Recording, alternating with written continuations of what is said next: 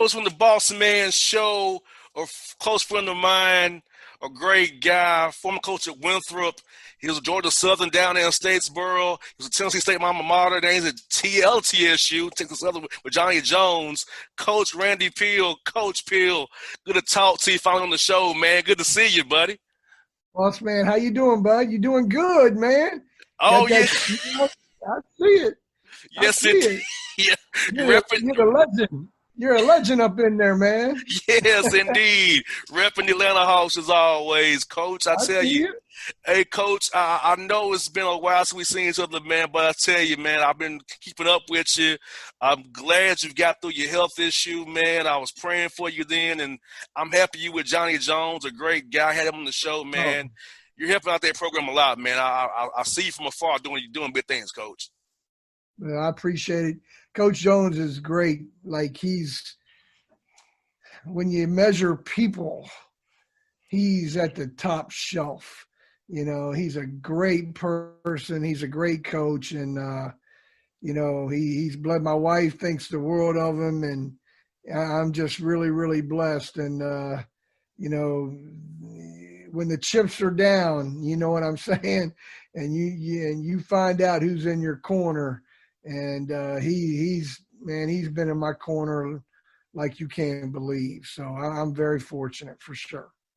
And Coach, I know for you, man, you was a head coach at Winthrop for a while. You see Greensboro for a while, man. I tell you, in your career, when did you know you was going to become a head coach, Coach? I know when you get into the business, you want to aspire to be a head coach, but when did you know that was your path to be a head coach and just coach ball for your whole career, man? Yeah.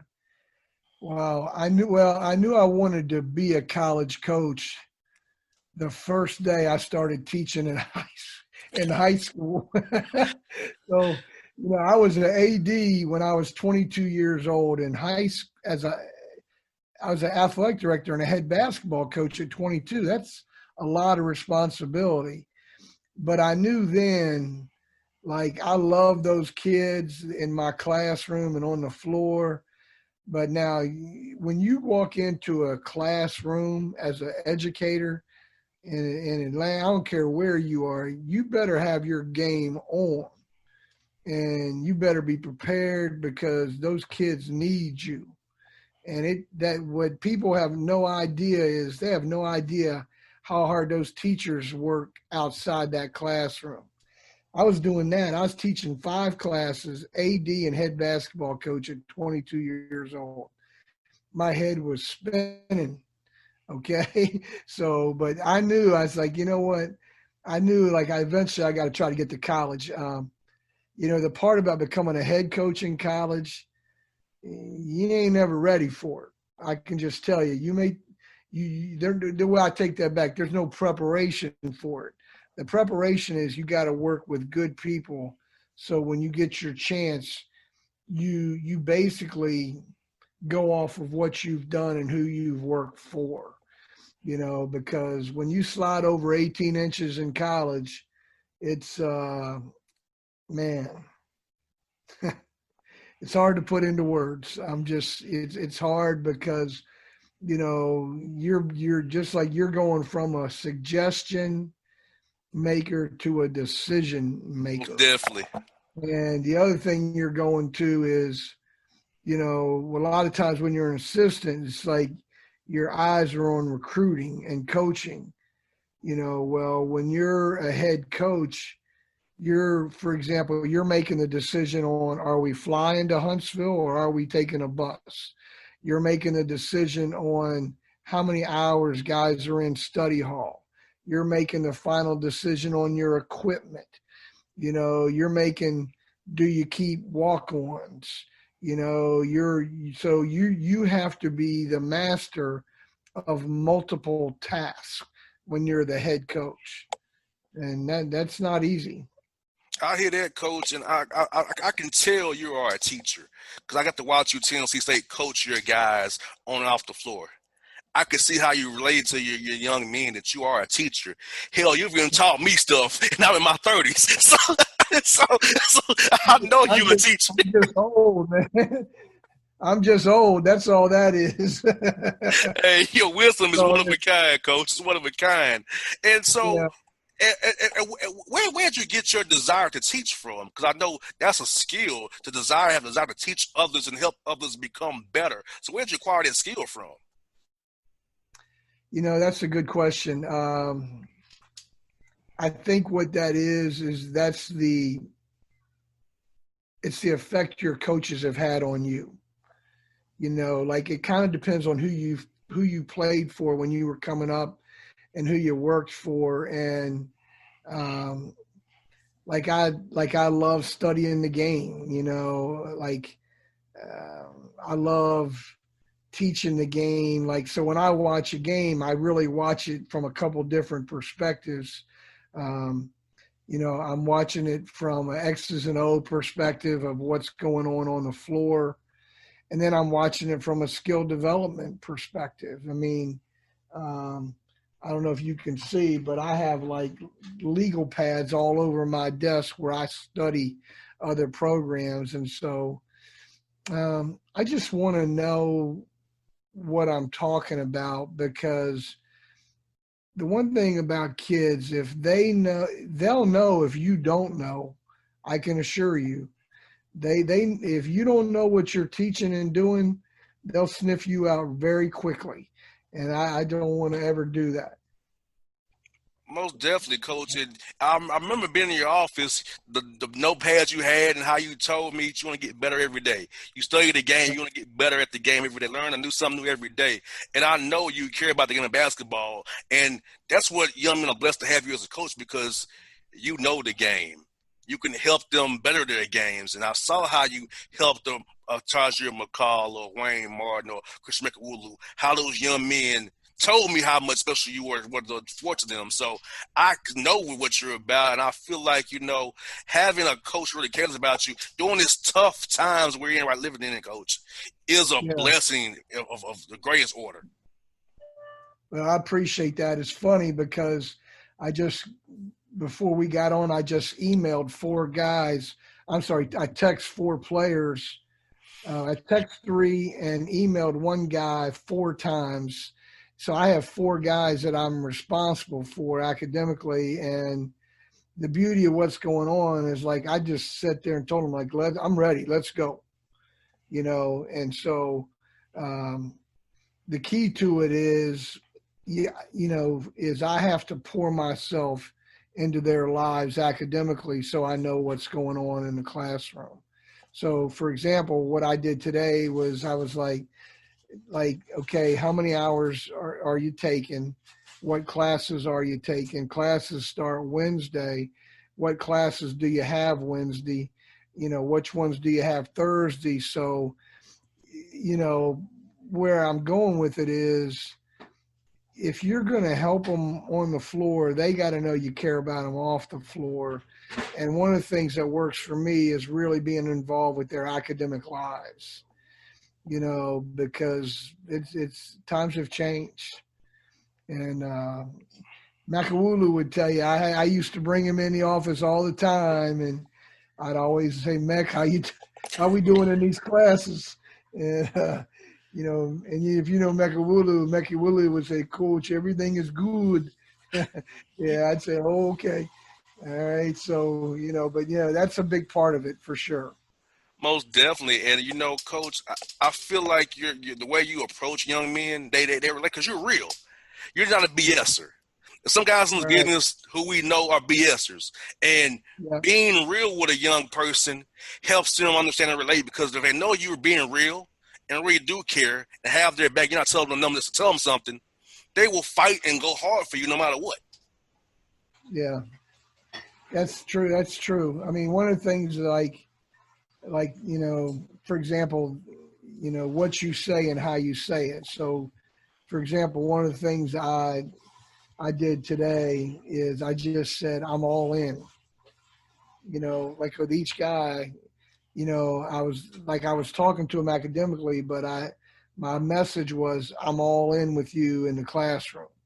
And so what I'm saying to them is, I need to know everything that's going on, because at the end of the day now, they're for example, 4 guys I'm responsible for, and part of my job responsibility, and it's people, they don't understand, boss man. I literally, I have to know every assignment that's due in every class, and then I have to know whether or not they turned it in on time, and then I have to know what kind of grade they got, and I do that the entire semester. And especially right now, it's really, really tough because, and I'm dealing with 4 guys, and that wears me out. So I'm sitting there. So for example, if they have a paper due on Friday, I'm texting them on Wednesday, and I'm going, now you have a paper due Friday. All right, do you have it done yet? And they'll be like, well, coach, I'm working on it. And I'm like, all right, it's due Friday. So then so the beauty of Blackboard is I can see when they submitted it. So when I see that they submitted it, it tells me whether or not they're getting their work in. And then I also can see what their grade is. One of the things I learned a long time ago is around, about, near, like, it all means less than. Like when you say to a kid and you say, what kind of grade did you get on that test? And they say, well, coach, I got about an 80. That means they got a 74. Yeah. It's never worked out the other way. That's just common sense. It's like, so, cause see, I even did that with guys. I used to make them write down their grade, but now I can actually see their grade. Yes, indeed. So, but yeah, that's something that, trust me, that's something that, I worry about it because, it's a lot of responsibility, to be honest with you. And, they have to learn to compete in the classroom. And that's the skill that's acquired. It's something that if they think that I don't care about what they're doing in the classroom, they're not going to be as serious about it. And so I have to, like, this is a thing in business with if it matters to you, it's going to matter to them. Mm-hmm. That's very big. So right now I'm doing one thing right now I'm letting them know that what they're doing in the classroom matters to me, because I'm reporting to Coach Jones. It matters to Coach. And so I'm going to make sure he's not blindsided. I'm going to make sure he knows. And he does. He cares about him academically for sure. Most definitely. And Coach, you're so right, because even in the radio business, like you said, when I push an issue on something, they know it's real. If I just kind of mention it and glancing on it, he mustn't really mean it. But like you said, when I really push the issue, they know, right. JR cares about this topic. We might need to take this more seriously because he really cares about it. So you're so right about that, Coach. That example works in every walk of life here. If you really care about it, you'll show it. Yeah. And I heard it just explained the other day. It was just a different term, and it was something, but the term was, you have to show them that it matters to you. And then when you're in any type of leadership position, that's true. So makes my life tougher, because I want to sit there and, I care about, I care about them on the floor, off the floor, the whole deal, so. Most definitely. And Coach, all the guys you coached in your career, man, and I'm sure you have a vast network of people who you still keep in contact with. How happy are you when you see your young men you've coached become successful husbands and fathers and players overseas and be successful? I know this makes you feel good knowing you played a little role in those young men blossoming into who they are in their 20s and 30s and 40s. Well, the one thing about it is, if they don't ever come back, then you didn't have a big enough impact in their life. And, I think the thing that you just said that's really important, I didn't realize it maybe 20 years ago. I was on a Zoom Monday night, and there were 5 former players on there that I coached in the early 90s. They were like, "What's up, coach?" You know what I mean? And so that was great. And so one of the things that I say now is, or when I used to say this when I was the head coach at Winthrop, I used to say, don't come to Winthrop if you don't want me knowing who your girlfriend is. Don't come to Winthrop because I'm coming to your wedding, whether you invite me or not. You know what I mean? And so, like, I just think that where I'm going with it is if someone attends Texas Southern with Coach Jones, this isn't a college decision. This is a life decision. Most definitely. If someone, you know, like at Tennessee State when I was there, if we're recruiting you, this is a life decision, even if when we both leave. You know what I mean? So I think that's the way you have to approach it. And, you know, you stay in touch with some guys more than others, but like Makawulu, like his first job, like I helped Makawulu get his agent. Like his second job, he just got a major raise in salary. I helped him, you know, like decide. Like he called me and he said, "What should I do?" And I talked him through what my thoughts were. He made the final decision, but you know that stuff's important because, you know, like with these guys, like we have, like that's part of the job responsibility. If you only care about them, then if you only care about them when you coach them for 4 years, and you're in the wrong business. I'll put it to you like that. You need to get out and do something else because that's not fair to them. It's not. It is not fair. It's not.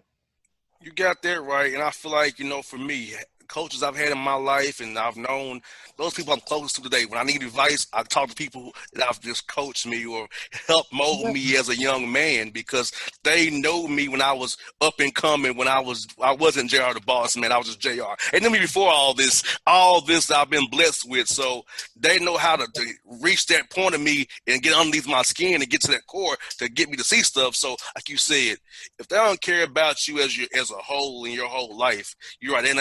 This business is not for them, coach. Not at all.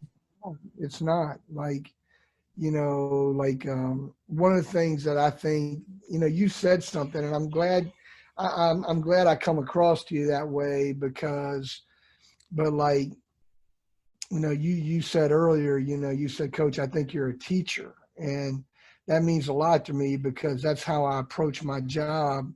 I don't have all the answers, but the one thing I know that goes to what you just said is I know this about Randy Peele.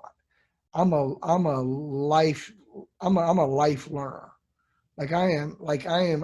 life learner. So I'm constantly trying to learn right now, like every day, like I'm trying to learn more than what I knew yesterday. Now the beauty of it is I have a plan in place in terms of how I'm going about it. Like I'm just not saying it and not living it. Like I don't ever want to be that person. You know, if I'm telling you I'm doing something, then I'm going to be doing it. Most definitely. You know, and so like I'm reading, and man, and it's deep stuff now. Like it's stuff that's deep to me.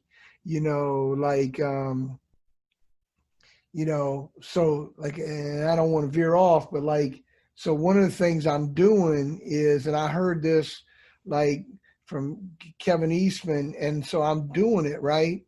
So this just goes to show you. So I don't know if you can see this, but this is, you see that? Yeah, we can see it. That's 7 buckets. So one of the things I try to do, I talked to my daughter about this yesterday. I have 7 buckets, and I'm trying to drop something into every one of those buckets every day. Gotcha. Now this just works for me, right? Everybody's different. So, for example, one of the buckets is family. So you got to choose your bucket. So every day you're dropping stuff into your family bucket. All right. You're dropping stuff into your work bucket. Okay. Now this is where you really got to get So now for me is faith. Am I Mm-hmm. dropping stuff into my bucket every day that's got faith on it? That might be prayer, right? Well, I know I am because over here I got I got Proverbs right there. You see that? I sure do. So now Proverbs, right? I had a guy tell me yesterday, he goes, Coach, you told me a year ago. I had forgot I told him this. He said, every day, whatever day it is, I read Proverbs of that day. Well, I'm back at it. So today's the 14th. So I'm gonna read Proverbs chapter 14 today. That's Tomorrow I'm gonna read Proverbs chapter 15. That helps me put it in my faith bucket. You know what I mean? most definitely. Exercise. Exercise. Look, I can show you. I got a 10-inch scar, and so like I'm, Tennessee State. You go and eat the fried chicken Wednesday, you in trouble. You go get catfish and spaghetti on Friday, man. those, arteries, those arteries are getting clogged. I'm You just got that telling you. right. So so my method is I'm trying to get 10,000 steps 5 days a week. It's almost 5 miles. Think time, I think, and this is my hardest one, like trying to take an hour out of your day to think. I'm not doing that, but I'm trying to, and that would be under meditation. And then the other thing is reading. So I'm reading 2 books. There's 2 books I'm fascinated with right now. Okay. Now, okay, and I'm gonna be honest with you, like when I tell you, man, they'll motivate the socks off you. Okay.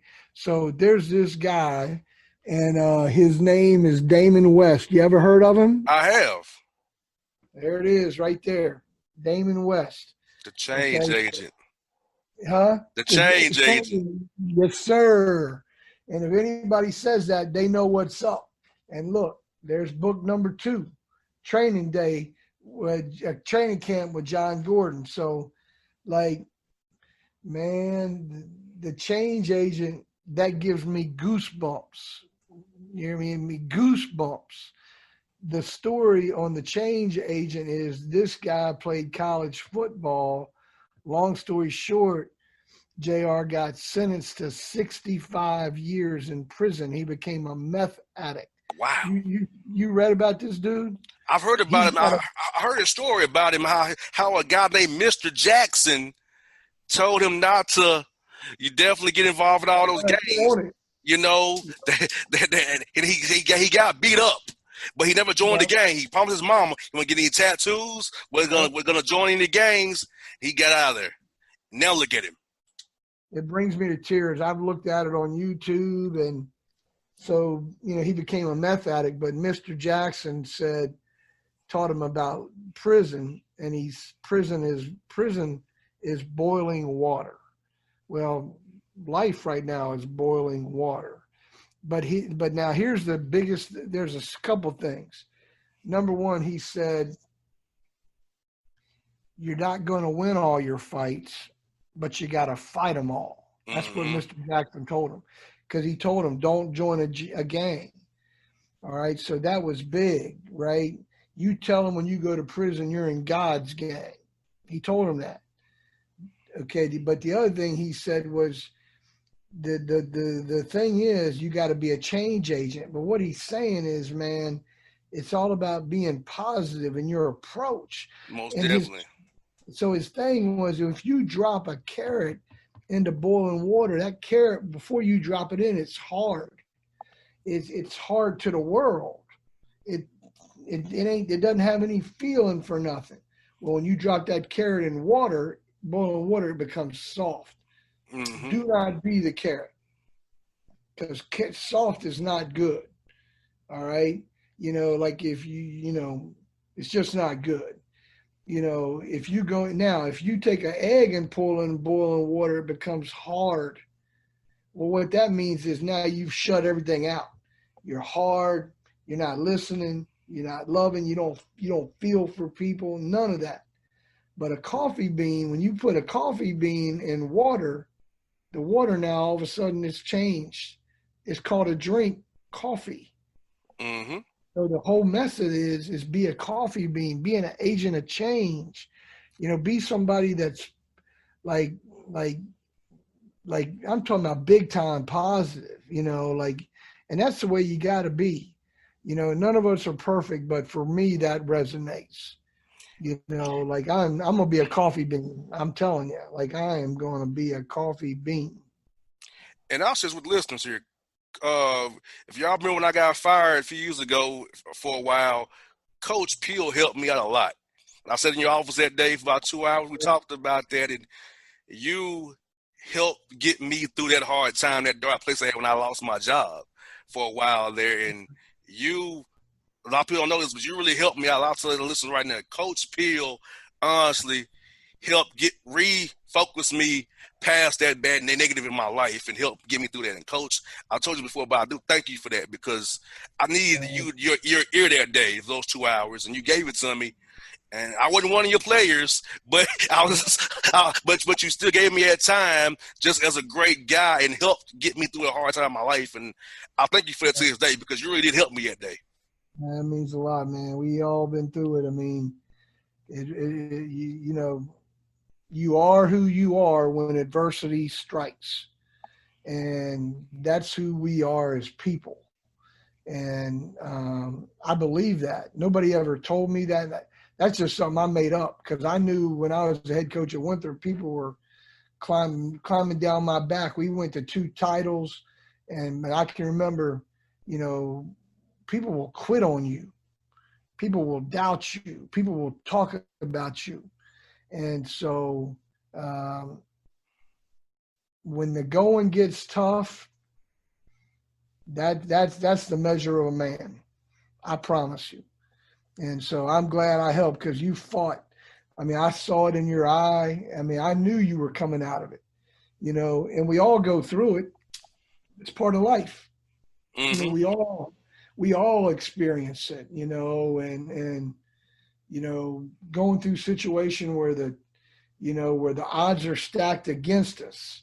Everybody's telling us what we can't do, and so how we come through during those moments, I think it speaks volumes, to you, what you did. That was incredible. And look at you now. And you got your OG, you in your OG mode right now. Most So definitely. Yeah, Most definitely. Because, I mean, like you said, Coach, I attacked that adversity. I got through it. Now I'm in a better spot than I was then in 16. That's right. So, I still tell people, I said, you really helped me. Like a lot of people don't know that, but it was you. If talking to you for 2 hours that day really helped refocus my attack mode and get through this because it was hard. That was a ton of bricks. I love what I was doing at the time, and boom, just let me go like I was nothing. And, to feel that way, but to get through it, man, was just. The feeling was just great. Now the where I'm at is where I'm at now, when I'm blessed and highly favored. Yeah, that's right. That's right. That's awesome, man. I'm so happy for you. And you're in a perfect city. You're like in your element, if that makes sense. Like you being in Atlanta and doing what you're doing, making a change and then taking a stand and sharing a message that you're doing. I just think it's incredible. And Coach, what's great about it is, Coach, is to being here in the city of Atlanta that, I've been afforded a platform, from Chattanooga all the way down to Macon, to use my show for good and to be in control of my own show. At 33 years old, I control what happens here. I have sponsors, but at the end of the day, JR determines what gets on the air and what I cover. And not many guys in my position have that power in this business that I do right now. And number 8 market in the country for us media, and a hub with 5 great schools in D1 as well, all the pro teams here. So like you said, I'm in the perfect city to make a difference in my community and make a difference for people all over this country. That's right. I believe that. I do too. I hear you. Got to make a difference, and like I was, on the HBCU roundtable with Travis. Williams, 2 weeks ago when we were talking about stuff. And I just said to Travis, I said, talk is cheap, man. Talk is cheap. It's like, what are we going to do? Well, what are you going to do in life? What are we going to do? And so in this world, man, we really need leadership bad, like bad. And especially our youth. Our youth need people that can guide them and help them to mature and grow. Like I told somebody, I said, I'm not getting through COVID. I'm growing through COVID. I can assure you. I like, there ain't no, and another thing is, and this is something you've never heard me say this like this, but when people use the word sacrifice, right? Mm-hmm. I've changed my definition of that, because sacrifice, it was like, it's like, what are you giving up? When people think of sacrifice, they think, what are you giving up in order to do that? So I don't believe that anymore. Sacrifice to me means, what are you doing for? Mm-hmm. It's not, what am I giving up? Sacrifice is, what am I doing for somebody? What am I doing for a cause? Not what I'm giving up. Because to me, that's like, are you defending the title? No, not defending the title. We're going to win another one. Mm-hmm. You know what I mean? I'm not defending anything. You know what I'm saying? And so, but that really struck me when I heard that. And then it was like on a staff. I heard somebody, and it really, like you said something about being one of the keys to head coach is having a great staff. One of the keys to having a great staff is being in alignment. Like, I learned that now, like, like if your staff's not in alignment, they're not a great staff. Mm-hmm. They're just not. Well, another thing that I heard recently, and I really believe is, and and like I'm talking with you, I don't want you to think like I'm out here, but like, is your staff egoless? Most definitely. I know the great staffs that I've been a part of, man, and what I'm on right now, there's no ego, but what I'm talking about. Like, you can be on a staff and there's too many egos. Most definitely. It's too many. I said something to Sean Walker the other day, and it's just something, and he thought got the biggest kick out of it. And it's like, it's just normal for me. I said, Sean, we, ours, and us replaces I, me, and mine. Most I'm always leery when I keep hearing I, me, me, me. I want to hear we. Most Our. definitely. That's the verbiage I kind of, that I, what I'm saying? So. Most definitely. Most definitely, coach. And you're so right about that. And I feel like, young men have to learn that, because a lot of these guys, before they come to your schools, or they're man on their AAU team, they're man on their high school team, they have to learn to give up something of themselves for the betterment of the team, whether it be come off the bench here, or be just being a rebounder, being a 3-and-D guy, setting picks, or being an energy guy. So yeah, this is a great. Basketball and sports teaches young men the word sacrifice. What are you going to give up for your team as your definition as coach? Because I feel like the sports we love helps mold young men, because they don't help mold me for life. Helps mold them for life to be better men, like we talked about earlier. Because if you're about us, we, and ours, you can't go wrong, because we're all collective one together for a common goal to win. That's right. The great you don't know it. I don't know if that's the right word, but like, the one thing that I've learned through coaching is, my wife is great. She's working, and I talked to her about two things, a lot. I'll talk to her about leadership. Like, when I watch people in the business world, what I look at now is their leadership. And the other thing I look at is, what kind of team are they? And so when I'm around leaders, like when I watch Coach Krzyzewski in practice when I was a young coach. I remember coming out of there and I said something to somebody I was with, and it was kind of taken in a way that I don't know that I got the message across. But one of the things that, for example, that Coach Jones does a great job of, Coach Jones builds teams.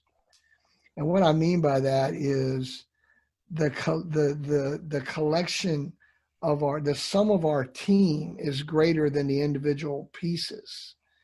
And like, you can have more talent than me, but if our team is a better team than yours, we'll beat you.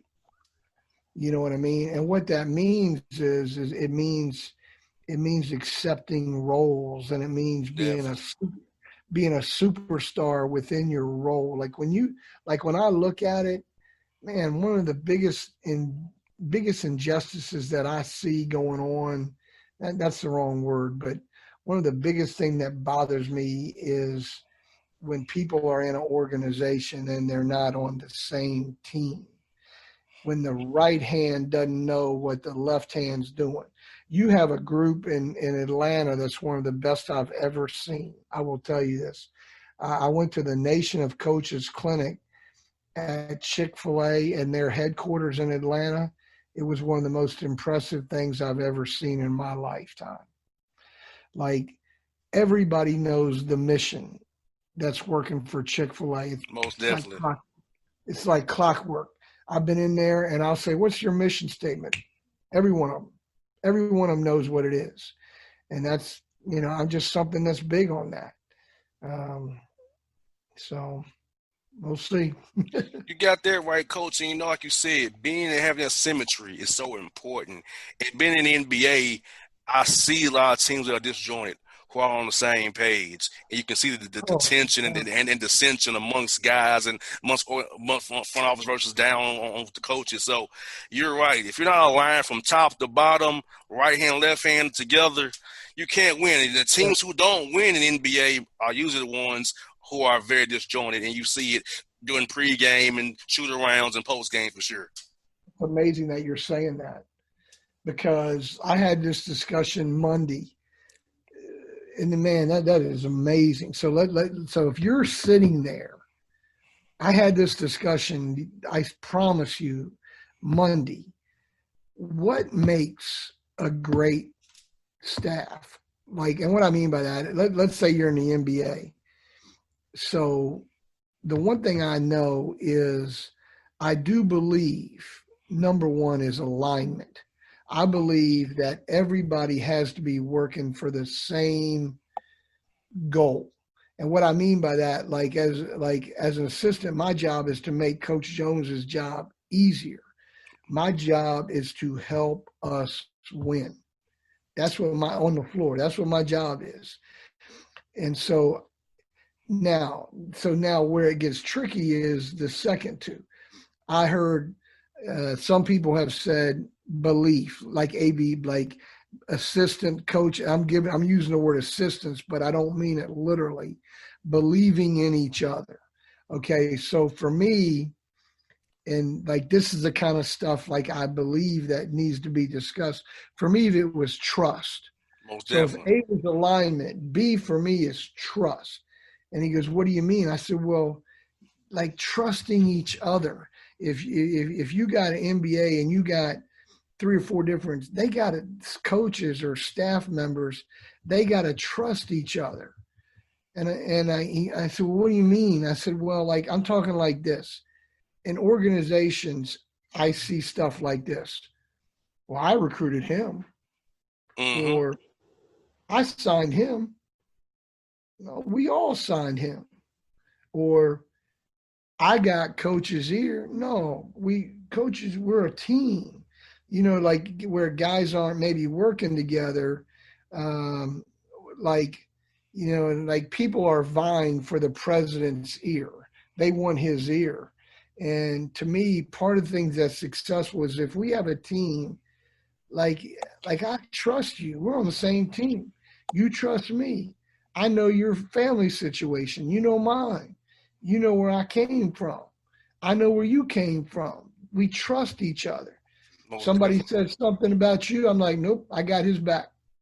Like, that's my guy. And then the last one for me is, and like what I'm saying is like there's internal competition. Guys are competing against guys on their own team. Look, I'm trying to beat the other team. I ain't the enemy. The enemy's outside this room, not You got inside that this right. room, you know. And then the last one for me, and you know, I'd love for you to chop it up. The last one for me is communication, man. Like Most definitely. I just Communication. communication, like, and what I mean by that is like to me, I'm on, like, let's say I'm on a staff and I'm like, I go into my buddy's room and say, man, I think that guy can play. You think he can play? You know, and we're being real with each other. And if he doesn't, I want him to tell me. You know, like, man, RP, I don't know if he's good enough. And I'm like, okay, well, why not? You know what I mean? Like to me, in any organization, you know, you got to have great communication. And so, like, I learned something from Coach Jones, and like I learned something like in leadership, right? This is big. Like what I'm going to say is on my heart right now is big. I see it in my wife's company. So part of the thing for leadership is if you are a leader, I think one of the things that constantly is an emphasis is what should we be saying and how should we be saying it? If I'm the president of a company and we work together, and if you're not performing at the highest level, then why is that? Exactly. If you're a player with the Hawks and you're not performing at the highest level that you're capable of performing, why is that? Well, am I saying the right things to you?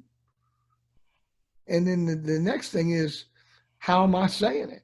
Most definitely. Like, I can't sit there and say you, like, it's a difference saying, man, you ain't worth two beans versus we need a better effort from you in these two areas.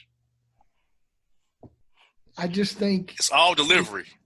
It's all yes, yeah. delivery. But then it gets down to community, it gets down to relationships, man. Most Like, definitely. you know, like I'm running through a wall, you know, like I'm running through a wall for Coach Jones. I'm the shield. I'm taking the bullet. He ain't taking the bullet. You know, I'll take that bullet. You know, but like I just think, you know, like in any successful organization, you just watch body language and it tells you everything about relationships.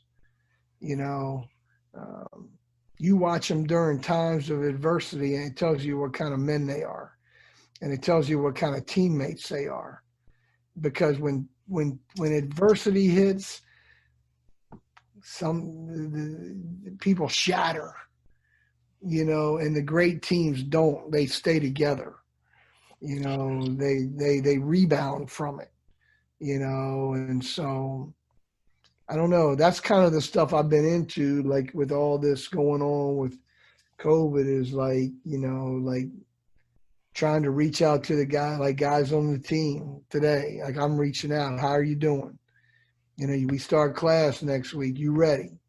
You know, I'm ready. Are you ready? You know what I mean? That's Most the kind definitely. of, so we're in leadership position, man. We're it ain't about a basketball all the time. It's about, you know, when I get back, I swear one of the things I want to do is you'll laugh at me.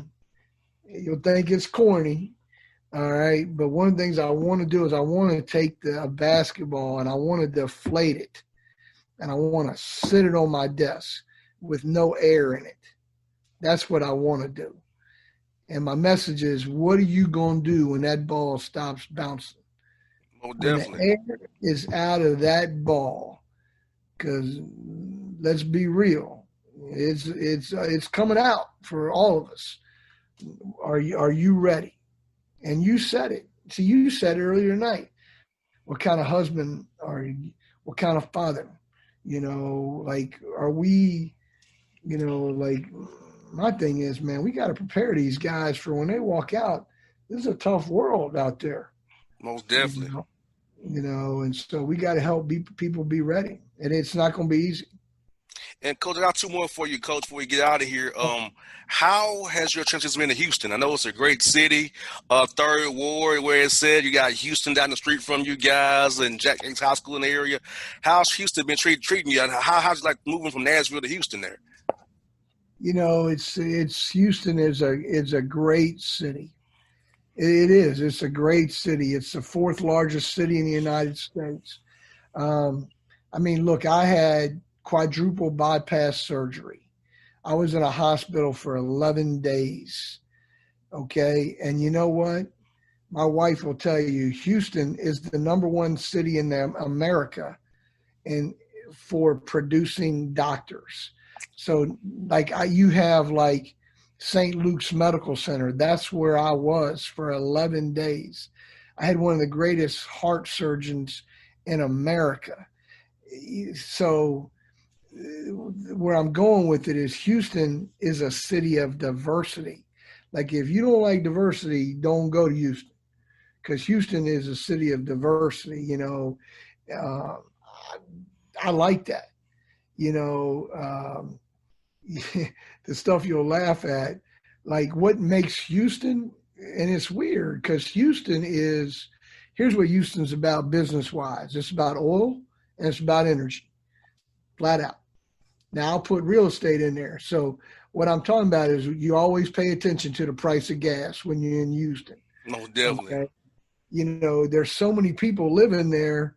There's so many different energy companies. It blows you away. So I have the best of both worlds. The food in Nashville is great. I'm not gonna lie to you, but man, you talking a whole new ball game. Like you talking like you like we're in the final eight of the playoffs is what I'm saying now. I hear you. Okay, so when you go to Houston, number one, like look, that's one of the reasons I had a heart attack. Like I don't mess with soul food in Houston no more because soul food in Houston, like oxtails. You ever had oxtails before? Nah, I haven't, coach. I haven't, to be honest. And see that white dude talking to you about oxtails. And so oxtails and gizzards and gravy and I mean like it's out of this world. I ain't doing that no more. But like the restaurants like Mexican food in Houston, bro, you ain't at Taco Bell. Okay. You're Wow. talking a whole like it's called Papacito's Cantina. It's the best Mexican food in the world. The steak plate is the best in the world. So it's hot now. The heat in Houston, like right now in Houston, are you talking August heat? Like it's cranking. I And can believe it. it's cranking, and like that was the first thing. Like man, when I would walk out in July and August, that heat, like winter is mild. Like I haven't worn a winter coat in 2 years. Wow. And all I wear is my warm up. That's what I wear.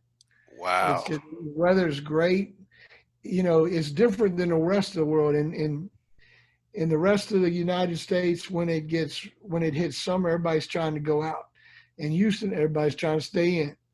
But now when September hits, everybody's going in, everybody's going out in Houston. Like in September, October, November. I mean, it's but the weather's really nice. People are very friendly.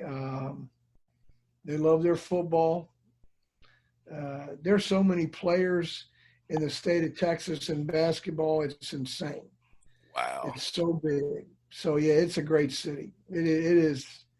It's been good to me and my wife for sure. That's what I got for you, coach. What is your fondest memory of coaching in Atlanta or coming here for recruiting or an event? What's your fondest memory coming here today to the ATL? Man, that's a great question. That is a great question. Um, Wow. That's a loaded question. I think Atlanta is like Houston in the sense of the biggest thing that I can say is, so when I was at Winthrop, I was a head coach at Winthrop, and I've recruited North Carolina. I mean, I've recruited a lot of places, North Carolina, South Carolina, and I really got deep into Florida. But the one thing that I tried to do in Atlanta is I tried to basically take the city of Atlanta and almost take a pin in an hour and a half circumference. Like, I just felt like from a basketball standpoint, I felt like there were so many, the city was so populated that there were so many kids. Like, I could go into Atlanta and recruit and not have to beat anybody and come out with a really good player because there were so many people there. I don't know if it's one defining moment. I love Atlanta's got swag, if that makes sense. I mean, like Atlanta is, there's so much energy and there's juice. When you look at Atlanta, people are living a good life in Atlanta. Like, whenever my biggest moments, I would say to my wife, I'd say, I don't know where these people are working, but I want the life they got. Because I would go to the mall, I would go to Buckhead, and I would see people in Buckhead, and I'm like, man, I don't know where they're working, but I need to figure out where it is. You got that right. I never seen so many people during the day.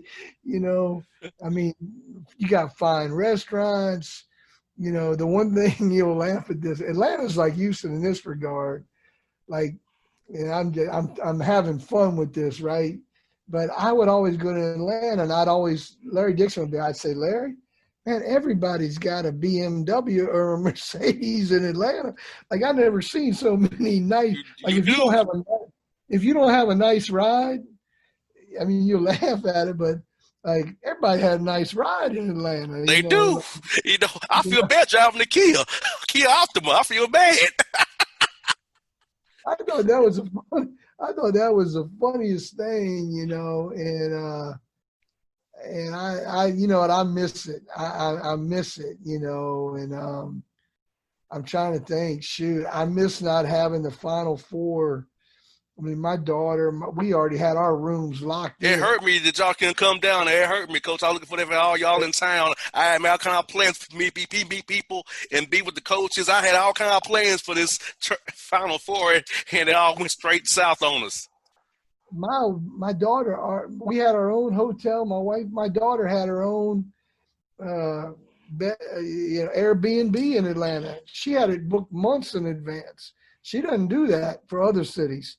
I mean, she had it locked down, but there's a great night. I mean, it's a lot of fun, man. It's a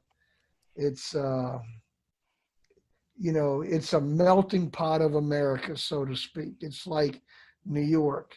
It's like the one thing that the great cities have in this country is it's a melting pot. You can, people move to Atlanta to have a better life. People don't leave Atlanta, they move to it.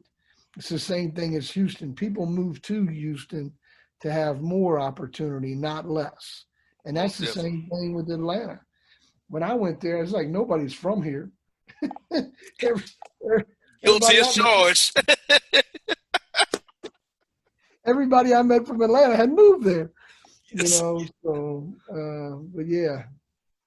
Yeah, I'm a common sense guy, as you can tell, and I figured that out pretty quick. So it was fun. Well, Coach Peele, it's been good to catch up with you, do this hour with you here on the show. Finally, we got you on the show, Coach. It's been great. And We got to do this again real soon. It's been so fun having the show and share our stories with each other and share the listeners what I shared with how you helped me out with my job, man, because people didn't know that it was you. And so I'm glad people now know who helped get me back on the right track. It was you, Coach, for all this time. I appreciate you, man. I love you, brother, and I look forward to seeing you soon. All right, Coach, thank you. That's Randy Peele here on the Bossman Show. Hip-hop fans, I got a great album for you.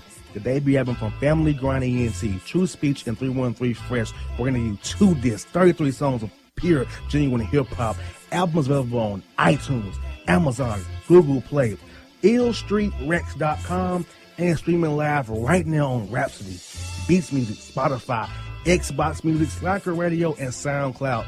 Check them out today, True Speech and 313 Fresh, Family Grind ENT. Believe in it, get it. A gorgeous tan from Suntan City gives you an inner glow that relights the fire when you run into your first crush. Vicky, who was that? An old boyfriend. Lucky you just tanned at Suntan City. Lucky he's single. We're doing lunch tomorrow. Won't be single for long then. During Tour of the City, try all 5 tans, including spray tan, for just $4.99. Restrictions may apply. Click to buy now. Suntan City, let yourself shine. When you're a teen, you finally get to make some of your own decisions. Who are you going to hang out with? What do you want to be? Are you going to glance at that text while driving? Remember, a split second is all it takes for something tragic to happen. Be in the zone. Turn off your phone. Visit childrenshospital.vanderbilt.org/BITZ to learn more about our teen driver safety program. Brought to you by Monroe Carroll Jr. Children's Hospital at Vanderbilt, the Ford Motor Company Fund, and the Allstate Foundation. It's maybe the night that my dreams might let me know. All the stars are closer. All the stars are closer. Tell me what you gonna do to me. Confrontation ain't nothing new to me. You could bring a bullet, bring a sword, bring a morgue, but you can't bring the truth to me. Alexa, play Kendrick Lamar and SZA. Okay. Maybe the night that my dreams might let me know. All the stars are closer. With Amazon Music, a voice is all you need. Get tens of millions of songs. Download the Amazon Music app today. Yeah, it's your man JC, the host with the most, baby, and it goes down each and every Saturday night right here in the city of Memphis. That's right, y'all. It goes down at Clicks Sports Bar Memphis, baby. 3705 Malco Way, Memphis, Tennessee, 38125. Come out and join us, the Three Kings, each and every Saturday night for the livest karaoke in the city. Everybody gets in free till 10 p.m. Only $5 after. Great food. We got drink specials. We got all kind of games, man. We got the pool tables popping. Whatever you want, we got you, man. Come on out. Have a good time with us each and every Saturday night. That's Clicks Sports Bar, Memphis.